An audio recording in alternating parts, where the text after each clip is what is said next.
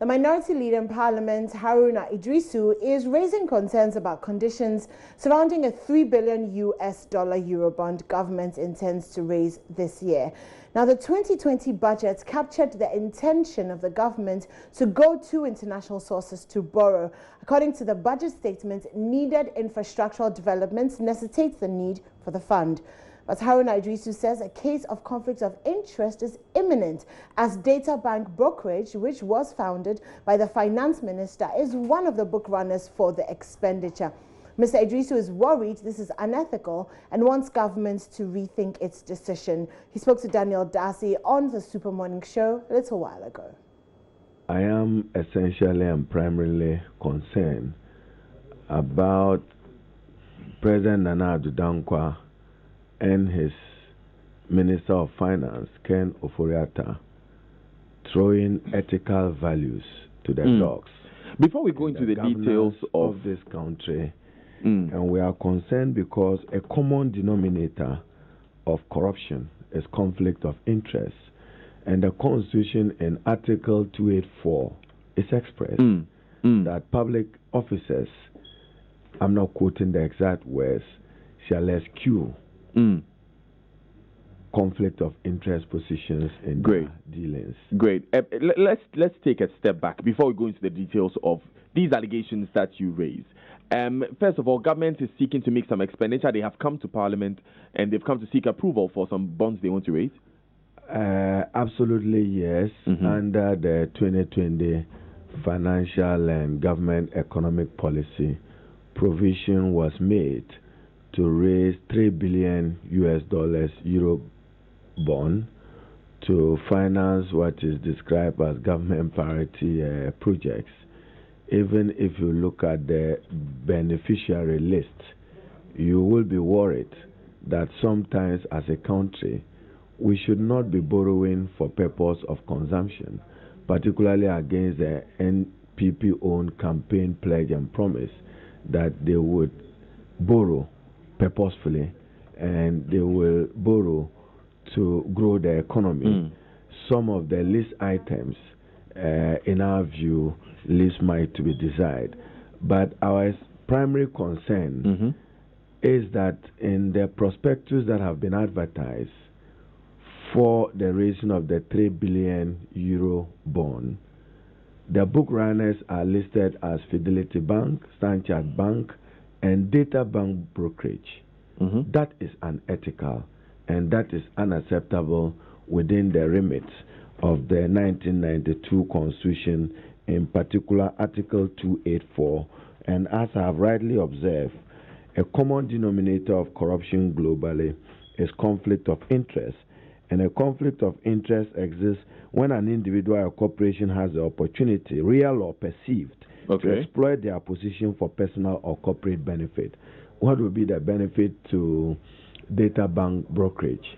Looking at its ownership and relationship with the finance minister, we think that some of these transactions must be above board. The finance minister has stepped aside from his role at Data Bank. Step aside as owner? As director. Role, just that, and that is enough to satisfy you. You see, it can be perceived, real or imagined. Couldn't he just do without Data Bank? Are there no financial institutions in Ghana, local and international, that could play that role? I do not think that he should be creating those impressions, and we find that very unacceptable as a minority, and we are concerned.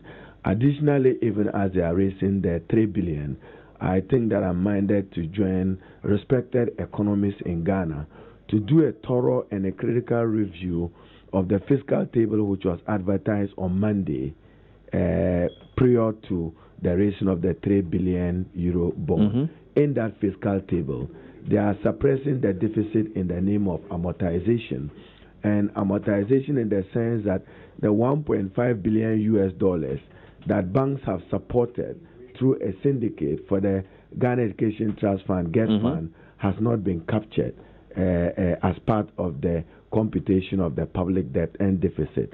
The Sino-Hydro loan facility of over $550 million is also not captured as part of the public debt. And you recall just recently when the president was in Palugu in the Upper East region to launch the irrigation and power generation facility.